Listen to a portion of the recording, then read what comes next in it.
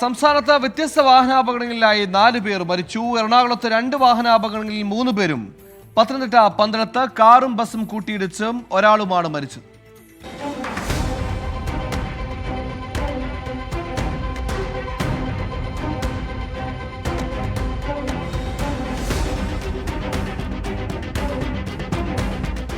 MC റോഡിൽ പന്തളം കുരമ്പാലയിൽ അമൃത വിദ്യാലയത്തിന് സമീപം KSRTC ബസും കാറും കൂട്ടിയിടിച്ചാണ് ഒരാൾ മരിച്ചത്.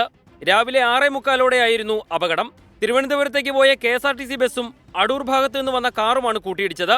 കോതമംഗലം നെല്ലിക്കുഴിയിലായിരുന്നു രണ്ടാമത്തെ അപകടം. ബൈക്ക് അപകടത്തിൽ 2 യുവാക്കളാണ് മരിച്ചത്. സമീപത്തെ കാനയിലാണ് മൃതദേഹങ്ങൾ കണ്ടെത്തിയത്.